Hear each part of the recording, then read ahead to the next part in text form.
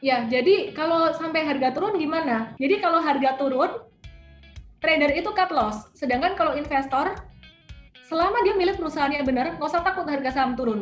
Ya, tapi kalau Anda lihat kok perusahaan ini harganya mulai turun-turun banget ya. Contohnya kayak Bluebird dan Taxi waktu itu kok turun banget gitu. Terus Anda lihat apa? Harus lihat dia punya laporan keuangan, harus lihat dia punya kondisi, harus dicari tahu ya. Jadi kalau misalkan benar-benar turunnya karena sesuatu yang signifikan banget yang mengubah model ya disrupsi, Anda harus langsung keluar. Jadi harga turun buat investor ini masih ngehold selama kondisi masih baik-baik aja. Jadi kapan investor cut loss? Karena investor cut loss ketika terjadi perubahan dalam 4 faktor tadi. Apa 4 faktor tadi?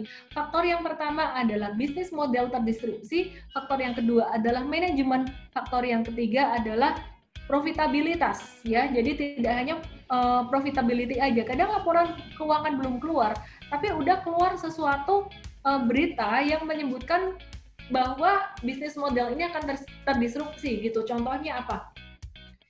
Misalkan ya, gerai retail, gerai offline ya, mulai PHK karyawan.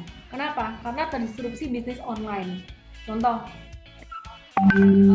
gerai retail itu apa? Ras, kemudian Matahari, saya nggak ngomong mereka PHK atau apa, enggak. Ini cuma contoh aja bisnis model offline yang mungkin bisa terdistribusi secara online. Rals ini dia punya cash flow cukup bagus sebenarnya, cuman ya bisnis model, kembali lagi saya nggak suka bisnis modelnya. Kemudian teman-teman bisa lihat di sini, ini Adaro, ya ini contoh saya cut loss. Adaro waktu itu kita mencoba trading reversal, ya. Inilah mengapa saya bilang trading ini masih tinggi resikonya, karena big trend itu arahnya masih turun, masih ke bawah. Adaro, Anda perhatikan, beli di sini, kita waktu itu mau trading reversal, kemudian kita cut loss, jual di 900, ini rugi 6%. Kerugian terbesar kita pada bulan Maret sampai April ini. Oke, terus kemudian kalau harga naik, gimana? Trader profit taking. Tapi profit takingnya bukan pas naik sebenarnya. Kalau trader itu profit takingnya naik pas dia kemudian berbalik mulai turun gitu. Baik swing trader maupun super trader. Kalau super trader patternnya lebih gampang dilihat. Tapi kalau yang swing trader mau melihat reversal ke bawah, itu kita harus mau lihat reversal ke bawah gini, kita harus ekstra hati-hati gitu ya.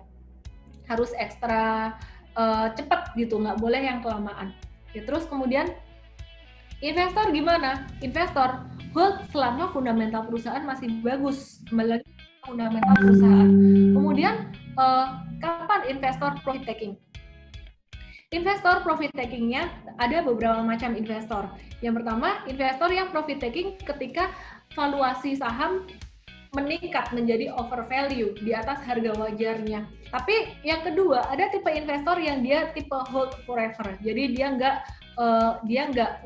nggak tipe bukan mau jual perusahaannya gitu. Ada yang sampai kayak gitu. Jadi ada nih orang yang masih punya saham Aqua tuh dari zaman orang tuanya, terus kemudian ketika Aqua di go private, yang dia lakukan adalah ya sampai bawa kertas-kertas itu gitu, karena orang tuanya udah nggak ada, ya dia itu tipe investor